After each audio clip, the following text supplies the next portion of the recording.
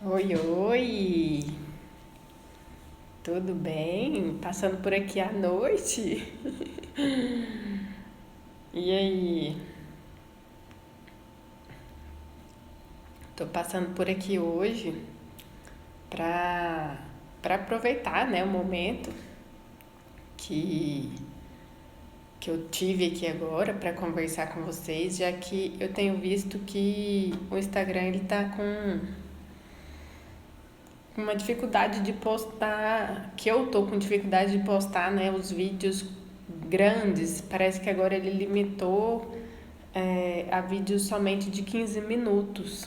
Então, da última vez que eu fiz a live, eu não consegui postar, porque na hora que eu fui gravar, eu só consegui baixar ela no celular, ainda bem que eu consegui baixar, né?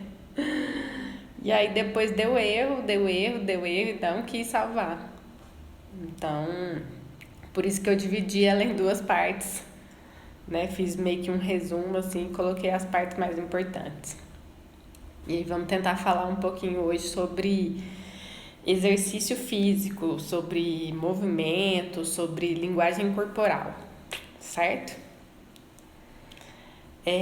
A primeira coisa que é interessante falar, e até lembrando de uma, uma dica, né, uma orientação que eu dei sobre um documentário que eu vi a semana passada, se não me engano, que é da Brené Brown. Não sei se vocês já ouviram falar, ela é escritora daquele livro A Coragem de Ser Imperfeito.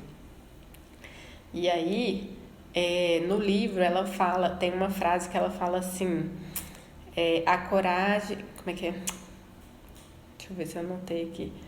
A vontade de assumir os riscos e de se comprometer com a nossa vulnerabilidade determina o alcance da nossa coragem e a clareza do nosso propósito. Então ela fala muito sobre vulnerabilidade nesse livro, né? E aí eu achei que tem tudo a ver, porque essa questão da gente se movimentar, né, na vida tem muito a ver com o exercício físico. Quando a gente se movimenta, né, faz algum exercício, uma dança, uma atividade física, um esporte, tudo isso nos coloca em movimento, um movimento físico, né, um movimento do corpo. E aí quando a gente movimenta o corpo, meio que automaticamente a gente está se colocando em movimento também no mundo, né, no universo, está se mostrando, né, está se colocando ali em determinados locais, tá se mostrando mesmo, né? E aí quando a gente faz esse movimento, normalmente a gente precisa, não é que a gente precisa, mas normalmente a gente está ali colocando o que a gente é, né? De verdade, se mostrando, né? Naquele esporte, por exemplo, se a gente ainda não tá bom, a gente vai demonstrar, né? Durante a prática. Se a gente já treinou bastante, já tá melhor, a gente também vai se mostrar na prática. Então, meio que a gente consegue ali demonstrar a nossa vulnerabilidade, né? Mostrar aquilo que a gente consegue e aquilo que a gente não consegue fazer sem esconder, né? Até porque a ideia é exatamente essa. Mostrar que a gente é imperfeito, né? E que algumas coisas a gente faz bem e outras nem tanto, né? E tá tudo bem, porque as que a gente não faz tão bem, vão existir outras pessoas que podem complementar, né, esse nosso trabalho e fazer como elas fazem bem e a gente continuar fazendo o que a gente faz bem. E aí falando da vulnerabilidade, ela fala muita coisa a respeito, né, que é uma emoção, né, um sentimento ali dos mais poderosos, né, que existem e mais difíceis de da gente se entregar, né, para sentir. E à medida que a gente sente qualquer coisa, sente alegria, sente amor, sente prazer, a gente precisa estar vulnerável, né, para que isso aconteça de uma forma fluida e gostosa. Então, eu acho que esse livro tem tudo a ver, né, com esse tema que a gente vai falar, justamente por causa disso, por mostrar o quanto a vulnerabilidade ela está é, interligada, né, com a coragem. Porque quando a gente tem coragem de verdade, a gente dá a cara para bater, né? Se coloca ali vulnerável em determinadas situações e, e começa, né, a se desenvolver ali mesmo na prática, mostrando que a gente tem as nossas imperfeições mesmo, mas que a gente está em busca de melhoras. E é isso, né? E ela fala também que a vulnerabilidade ela se baseia em alguns aspectos, em alguns conceitos, né? Por exemplo, do amor e da aceitação, porque a gente foi criado como ser humano para ter vínculos, né? Então, o amor e a aceitação são a base nossa, né? A gente está aqui sempre buscando, né, ser amado e amar e criar vínculos com as pessoas, seja na vida profissional ou na vida pessoal. E fala também de uma pesquisa onde as pessoas que se sentem amadas na infância, quando chega na vida adulta, elas conseguem se sentir dignas de serem realmente amadas por outras pessoas e se sentirem dignas de ter coisas, né? Também se sentir dignas de ter alegria, de ter bens materiais, de serem aceitas em grupos, né? Onde elas têm um interesse em participar. E é bem interessante essa comparação. E tem também a vulnerabilidade é baseada também na coragem, na compaixão e nos vínculos, né, que eu já falei. Então ela entende que a vulnerabilidade é meio que um catalisador que ela fala de coragem e da compaixão, né? E aí isso significa o quê? Que as pessoas normalmente elas atribuem as suas conquistas, né, a uma forma de compaixão, de capacidade de se tornarem vulneráveis, né? Quando elas se tornam vulneráveis, elas sentem que conseguem conquistar mais coisas. Então é interessante perceber esse ponto de vista também, né? Olhar para esse lado. Porque a vulnerabilidade, como eu disse, ela é o centro das experiências, né? Assim, tudo que for de sentimento vai passar por aí, né? A gente até tem até esse documentário, né? Além do livro, eu vi o documentário na Netflix que ela fala sobre a gente ter vontade, né, de ser amado e de amar, mas que ao mesmo tempo a gente tem medo desse sentimento porque a gente precisa, para senti-lo, estar vulnerável, né? Então é bem significativo isso. É como se para você sentir, você tem que estar vulnerável. Então você tem que escolher se você quer sentir ou se você não quer sentir, né? Se tornar essa pessoa que não vai conseguir ter os benefícios, né, dessa prática e de se sentir realmente amado. Então é bem interessante.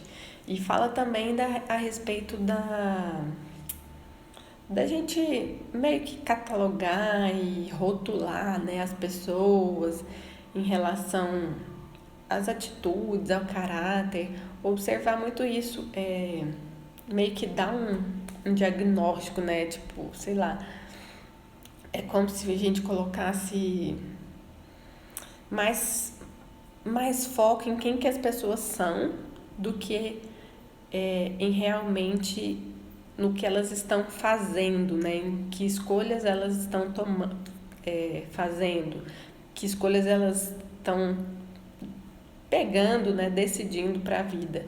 Então, quando a gente faz essa diferenciação, né, do que a pessoa é e que decisão ela está tomando nesse momento, fica mais fácil a gente entender e ter compaixão e empatia pelas pessoas, né, pelas coisas que elas fazem e pelas coisas que elas decidem em determinados momentos da vida.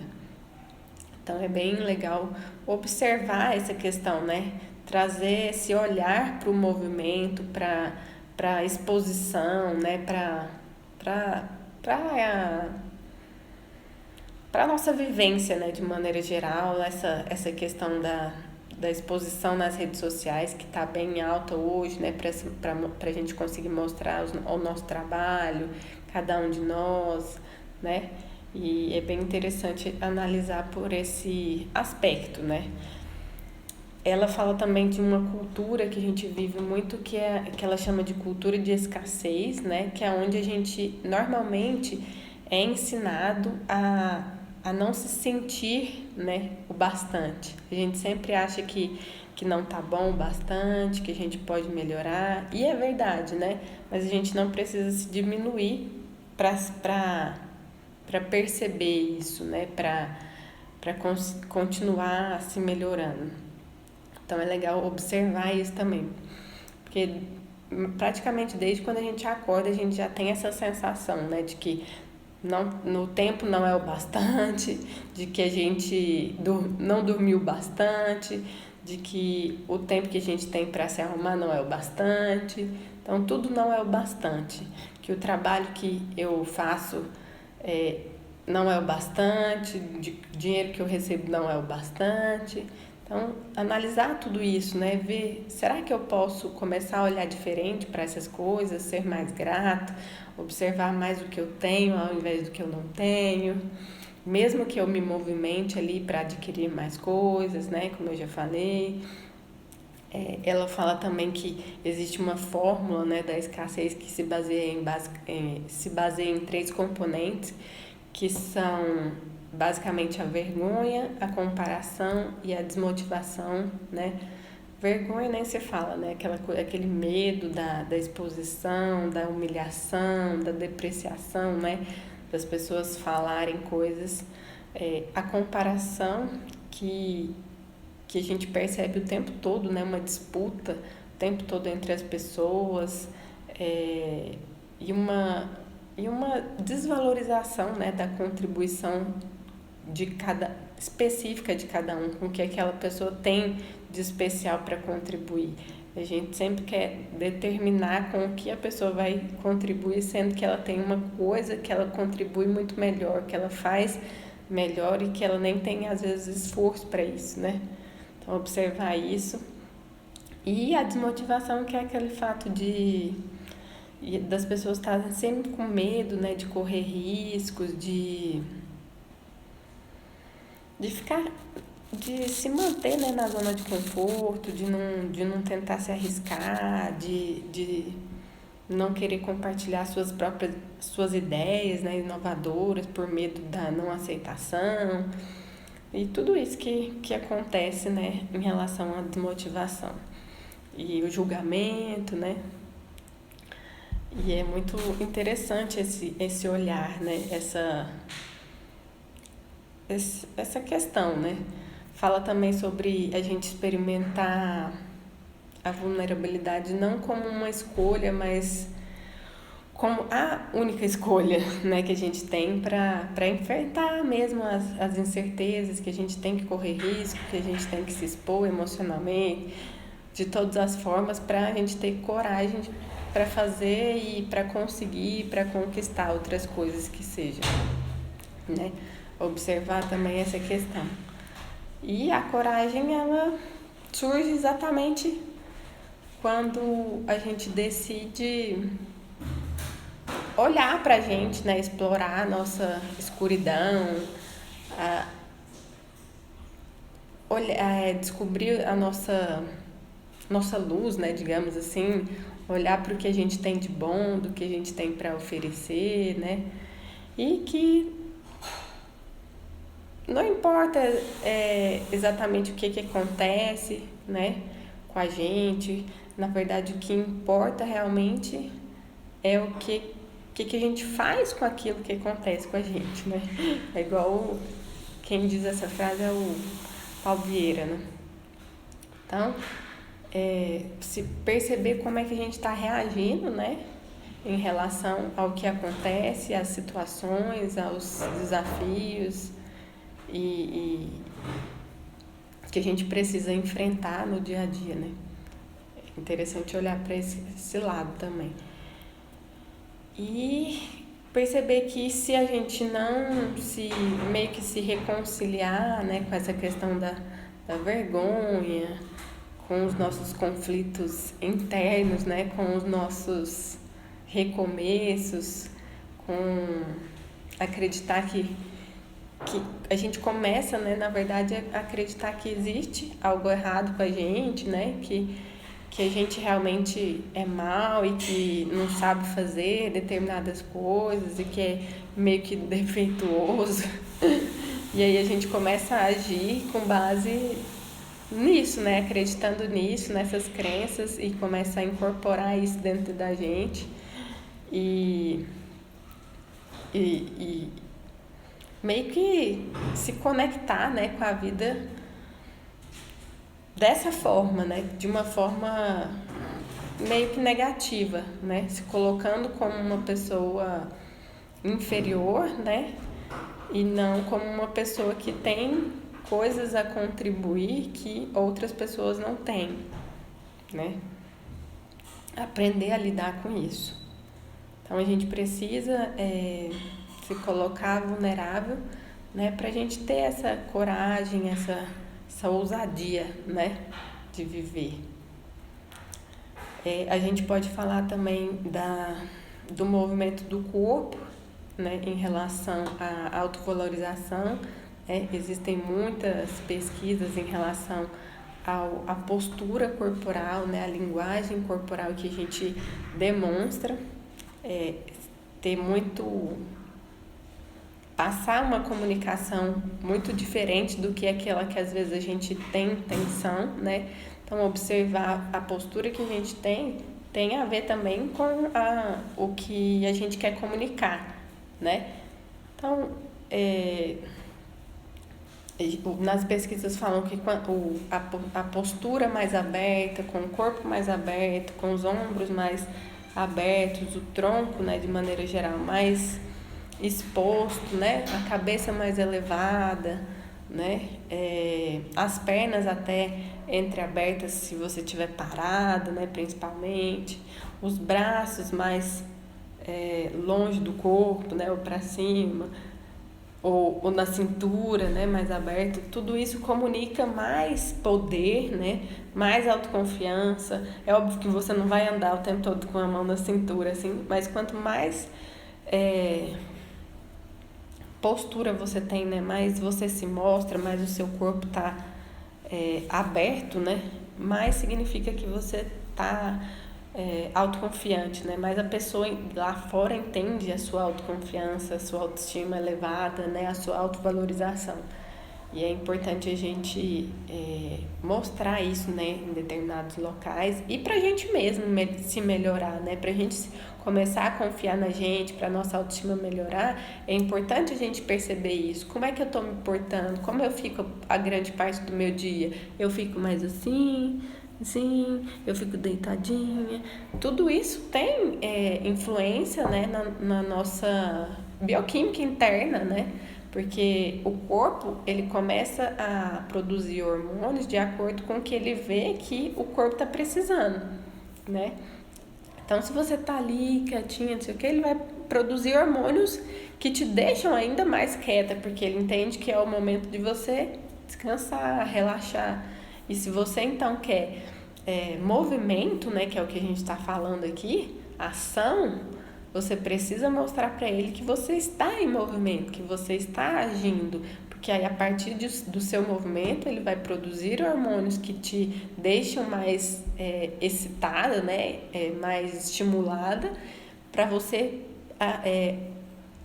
se movimentar ainda mais, né, para você ter mais energia.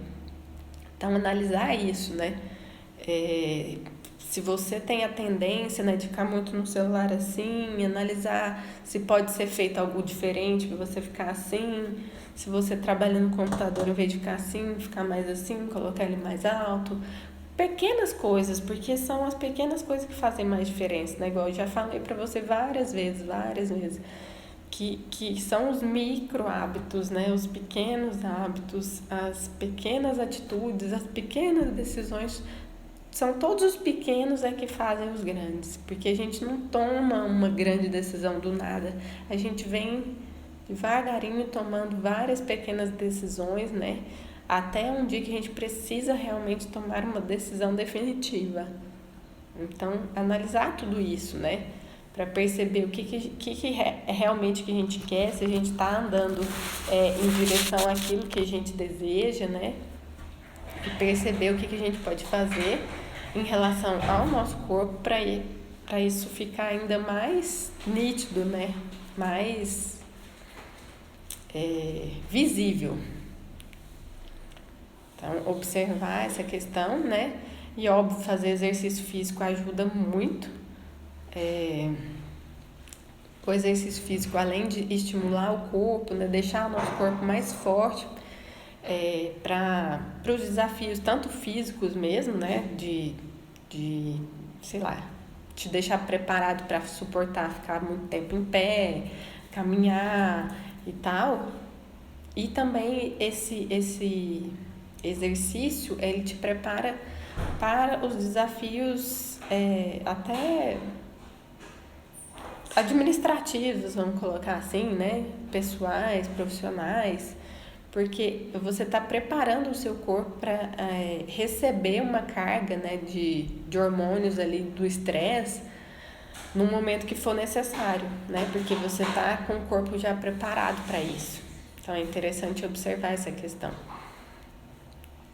Então, fazer exercícios não precisa ser muito tempo, basta, sei lá, uns 15 minutos, 30 minutos por dia.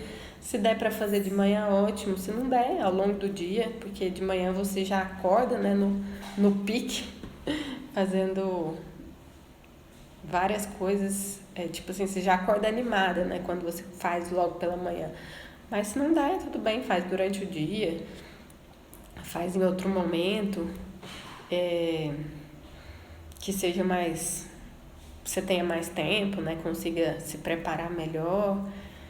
E o próprio tem umas pesquisas que falam que o exercício ele consegue aumentar a velocidade de raciocínio, né, velocidade cerebral em até 30%.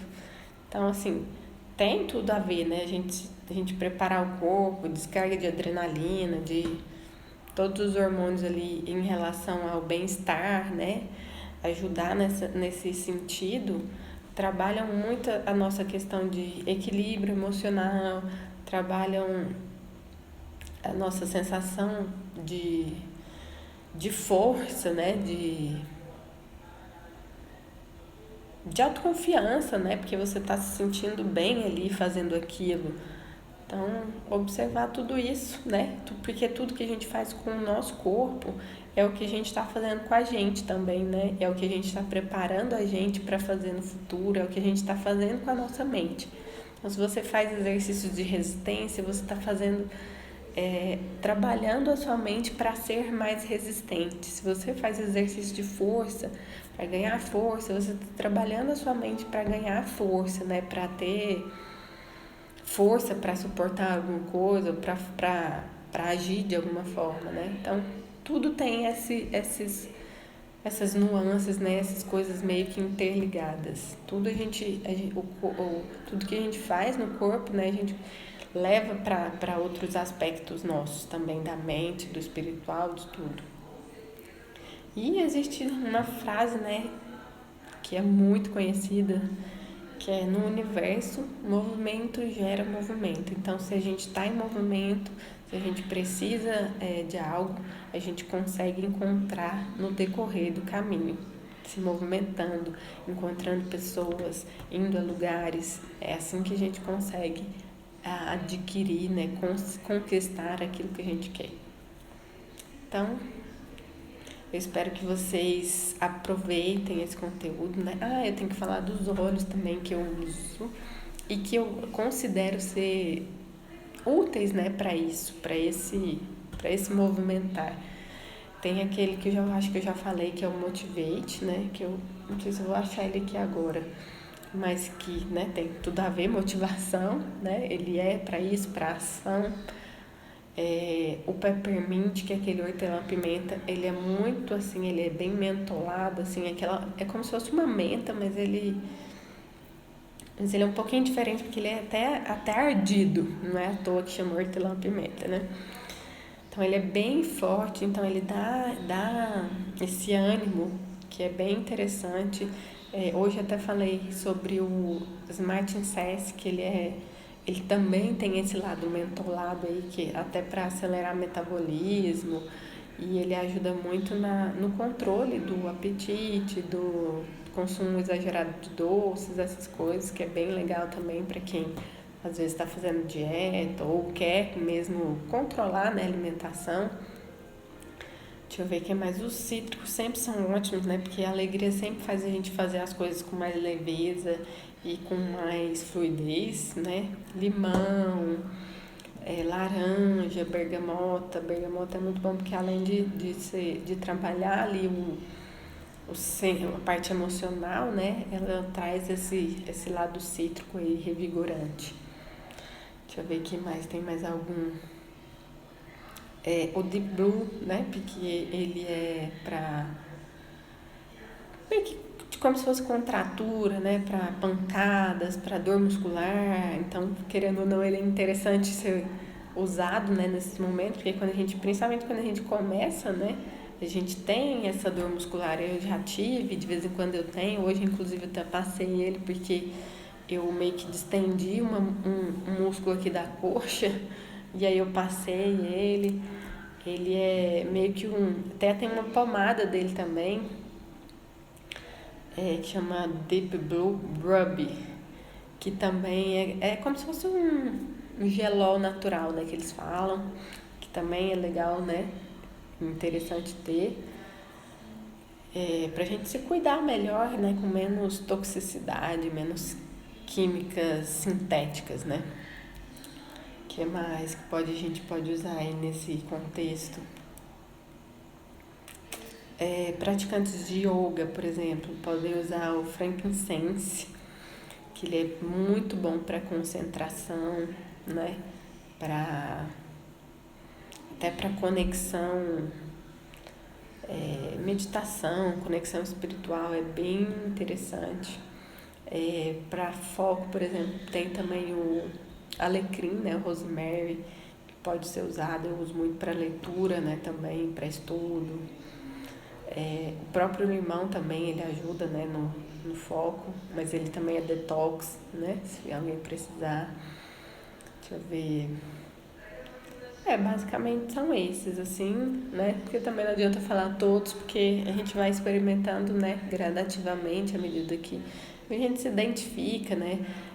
O aroma ele é muito individual, então cada pessoa vai reagir de uma forma, né, a determinados aromas, então é isso, a gente vai experimentando e vendo como o nosso corpo reage, né? E introduzindo, né, essas maravilhas aí na nossa rotina. Certo? Então, fiquem com Deus. Aproveitem esse conteúdo, né, para refletir um pouco, e se você ainda não faz atividade, começar a fazer, nem que seja um alongamento, né, para começar a expandir o corpo, alongar, né, você abrir espaço, né, que eles falam abrir espaço no seu corpo, porque assim você mostra que você está se tornando disponível e aberta às coisas que estão acontecendo, né, e até para coisas novas que venham acontecer. Ok? Então, beijo, boa Páscoa amanhã, bom restinho de noite e até semana que vem, certo?